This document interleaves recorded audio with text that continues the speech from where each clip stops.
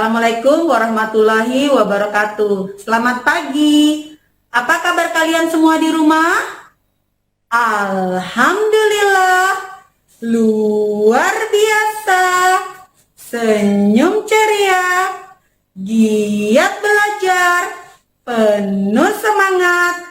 Yes, yes, yes. Ibu harap pagi ini kalian selalu semangat. Kenapa harus semangat? Karena bersiap-siap untuk menerima pelajaran yang akan Ibu berikan hari ini. Nah, anak-anakku, sebelum kita mulai proses pembelajaran, kita harus berdoa terlebih dahulu. Buat Muslim, bisa mengikuti Ibu. Yang beragama Nasrani dan yang lainnya, berdoa menurut keyakinannya masing-masing. Ayo, sikap berdoa seperti apa? Sikap berdoa, tangannya diangkat, kepalanya ditundukkan. Berdoa dimulai. Bismillahirrohmanirrohim. Raditu billahi robba, wabil islami dina, wabi muhammadin nabiyya wa rasulah, wabil qur'ani imama wa hukma, rabbi zidni ilma, warzuqni fahma, waj'alni minas solihin. Amin. Nah, anak-anakku, kenapa ya kita setiap mau belajar harus berdoa? Agar kita mudah dalam menerima ilmu yang diberikan oleh Ibu atau anak-anakku. Hari ini Ibu akan menemani kalian belajar dari rumah. Sebelumnya Ibu akan memperkenalkan diri. Tak kenal maka tak sayang. Nama Ibu Marlina Amir. Ibu berasal dari SDN 007 Bontang Utara. Mungkin di antara kalian ada yang belum tahu di mana itu ya SDN 007 Bontang Utara. SDN 007 Bontang Utara terletak di daerah Guntung, atau kalau mau tahu lebih jelasnya dan lebih familiar ya, SDN 007 Bontang Utara bersebelahan atau bertetanggaan dengan pabrik pupuk Kaltim. Jadi sekolah 007 dekat dengan lingkungan pabrik pupuk Kaltim. Anak-anakku, kemarin tentu kalian sudah belajar tentang hidup rukun. Ada hidup rukun di rumah, hidup rukun dengan teman bermain, dan hidup rukun di sekolah. Nah, hari ini Ibu akan mengajarkan tentang hidup rukun di lingkungan masyarakat. Tentu anak-anakku bertanya, Bu, masyarakat itu yang seperti apa sih? Nah, Bu tanya nih, pernah nggak dengar bapaknya dapat undangan dari Pak RT? Atau ini nih sekarang bulan berapa ya? Bulan Agustus ya? Kalau di bulan Agustus ini ada kegiatan apa sih biasanya di tempat tinggal kalian? Oh, ada lomba. Ya, betul. Biasanya 17 Agustus itu setiap RT ya mengadakan lomba. Masyarakat terdiri dari beberapa anggota keluarga yang tinggal dalam satu ruang lingkup RT. Contohnya RT 1, RT 2, RT 3, dan seterusnya. Nah, anak-anakku, di belakang Ibu ini ada gambar ya, ada gambar. Kalian bisa mengamati gambar yang ada di belakang Ibu. Ada apa dengan gambar ini? Ada yang tahu nggak? Ada yang tahu nggak ada apa dengan gambar ini? Bagaimana suasana lingkungan di gambar ini? Bagaimana? Ada yang tahu nggak? Ya, lingkungannya kenapa? Sangat kotor. Kenapa kok bisa kotor? Kalian kalau tinggal di lingkungan yang seperti ini nih, bagaimana perasaan kalian? Begitu buka pintu nih, wah, baunya kayak sampah. Padahal orang di rumah sudah buang sampah pada tempatnya nih. Tapi begitu buka pintu, wah, sampah ada nih di seberang rumah tangga, ada di sebelah rumah, ada di pinggir jalan. Wah, kok bisa seperti itu ya? Nah, anak-anakku, kenapa hal itu bisa terjadi? Kenapa bisa tercipta lingkungan yang kotor? Karena ada sebagian warga atau beberapa orang yang memiliki sikap tidak peduli. Dia tidak peduli karena dia merasa, saya udah nyaman, saya udah tinggal di rumah yang besar. Ketika keluar rumah saya naik mobil, jadi saya tidak mencium bau sampah yang ada berserakan di pinggir jalan. Hal seperti itu tidak boleh, karena kita ini hidup bermasyarakat. Kita adalah makhluk sosial yang membutuhkan orang lain. Meskipun kita tinggal di rumah yang besar, keluar naik mobil, suatu saat kita pasti akan membutuhkan orang lain. Jika kita sakit nih, pasti yang lebih dulu datang adalah tetangga. Ya. Jadi anak-anakku, lingkungan yang kotor itu tercipta karena kita tidak memiliki sikap peduli. Terus kita tidak hidup rukun. Nah, ya, terus ada yang membuang sampah sembarangan, ya. Anak-anak suka membuang sampah sembarangan. Suka nggak? Atau kadang tanpa sadar lagi jalan nih, beli pentol nih atau minum es, di pentol di pale nih, minum es lagi jalan sambil mau pulang ke rumahnya.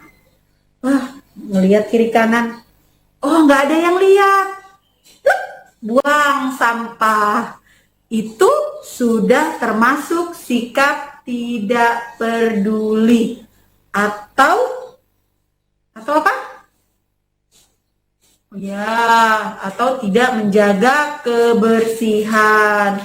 Ya, jadi lingkungan kotor itu bukan hanya tercipta karena tidak ada saling apa, Nana?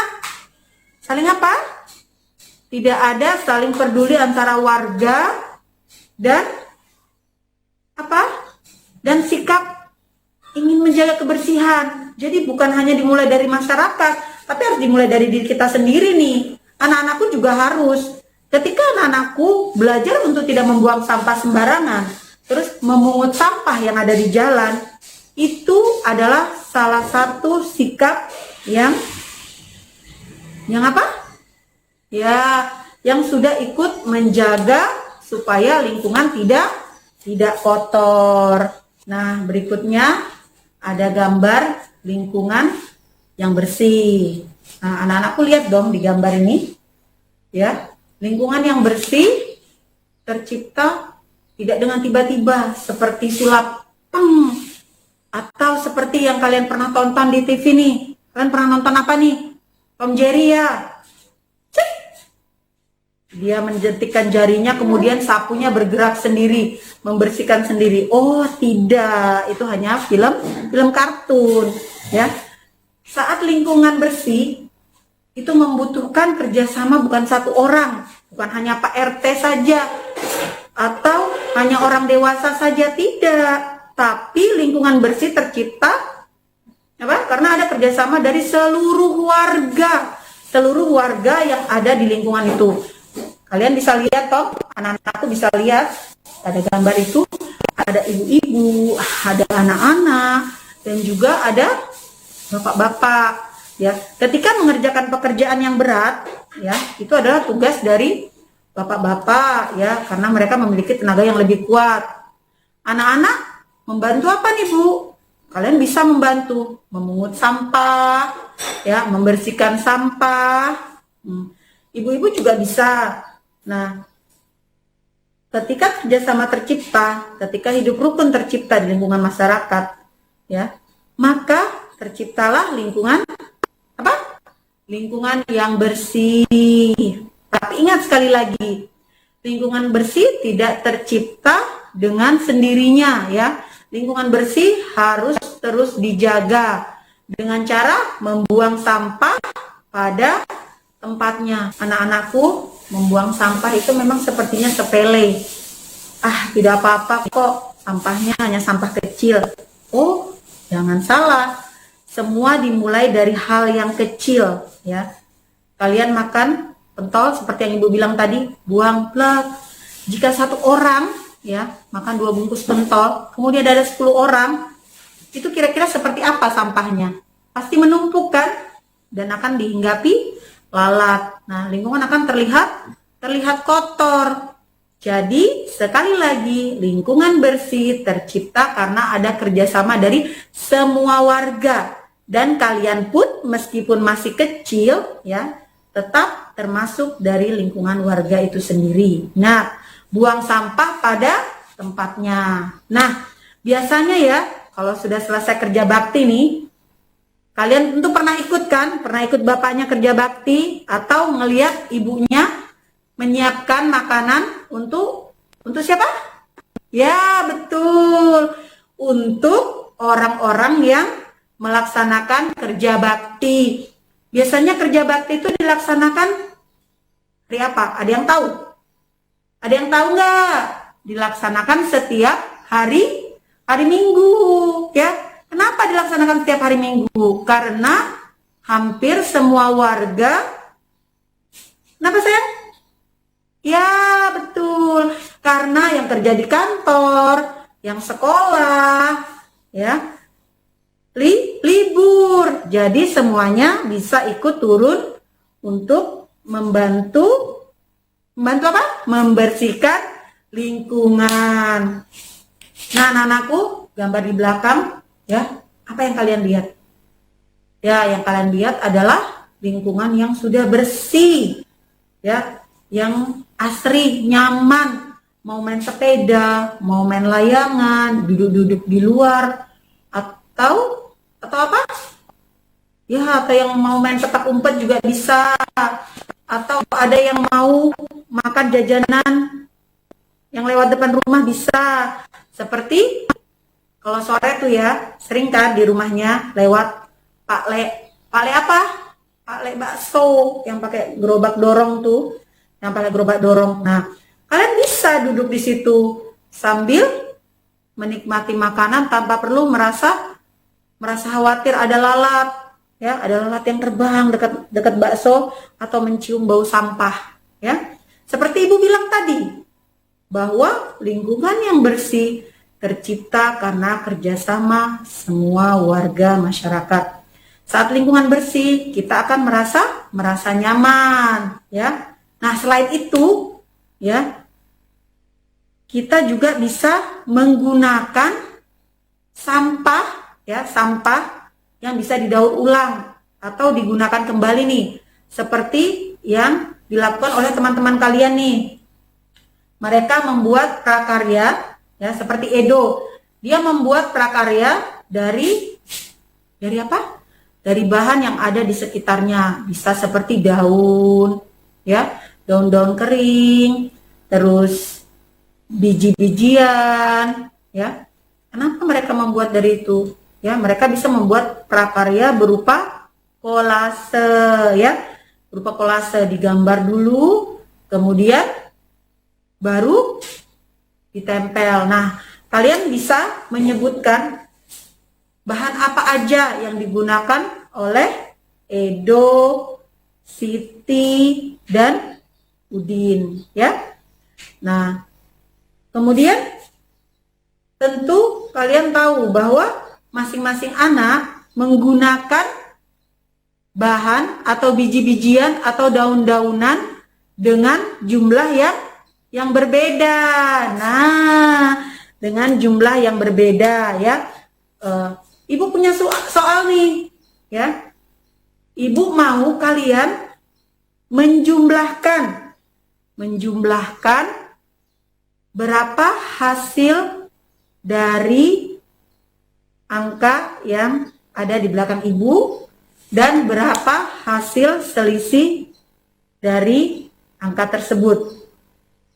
Ada yang tahu, Mas? Ada yang tahu kan selisih itu apa? Selisih adalah mengurangkan, ya. Jadi mengurangkan. Nah, anak-anakku, tadi kita udah belajar tentang hidup rukun di lingkungan masyarakat. Tentu kalian sudah paham ya. Nah, karena kalian sudah paham, Ibu akan memberi tugas yang harus kalian kerjakan di rumah. Termasuk tadi ya, yang tadi itu Ibu nyuruh untuk menjumlah dan mencari selisih. Sekarang Ibu ingin kalian mengerjakan tugas yang Ibu berikan. Tidak banyak tugas yang Ibu berikan ya. Hanya berapa? Hanya 4 tugas dan 2 tugas berhitung. Nah, anak-anakku, dari awal tadi sampai sekarang, sampai terakhir nih Ibu menjelaskan, ada yang bisa memberitahu Ibu apa aja yang bisa kita ambil dari pelajaran hari ini? Ayo, ada yang bisa? Oke. Nah, kesimpulan hari ini adalah pertama, hidup rukun itu tercipta bukan hanya dari satu orang, tetapi harus dari semua orang ya, harus dari semua orang dan dimulai dari diri kita sendiri. Lingkungan bersih, lingkungan kotor ya, itu tercipta bukan karena sikap tidak peduli seseorang saja, tapi dari beberapa orang. Dan lingkungan bersih pun tercipta bukan karena hanya hasil kerja satu orang saja, tetapi hasil kerja dari semua orang atau semua warga masyarakat. Dan kalian termasuk warga masyarakat. Jadi pesan Ibu, jadilah warga masyarakat yang baik, jadilah pribadi yang baik, dan semuanya dimulai dari diri kita sendiri. Anak-anakku, hanya itu yang bisa Ibu sampaikan. Pembelajaran kita cukup sampai di sini. Ibu harap kalian bisa mengulang pembelajaran di rumah. Satu pesan Ibu, ya. Ketika Ibu atau Bapak guru memberikan tugas, kerjakanlah dengan baik, dengan teliti dan jujur. Orang tua, Bapak Ibu kalian di rumah hanya mendampingi. Jika kurang jelas, kalian bisa bertanya kepada Bapak Ibu, ya. Karena kita belajar online nih, ya. Sekarang nih kita belajar online ya. Kalian tidak jelas, kalian akan bertanya kepada Bapak Ibu di rumah. Nah, Bapak Ibu di rumah juga bisa bertanya kepada Bu Guru, ya, jika ingin penjelasan lebih banyak, ya. Jangan lupa dengar selalu nasihat orang tua, ya.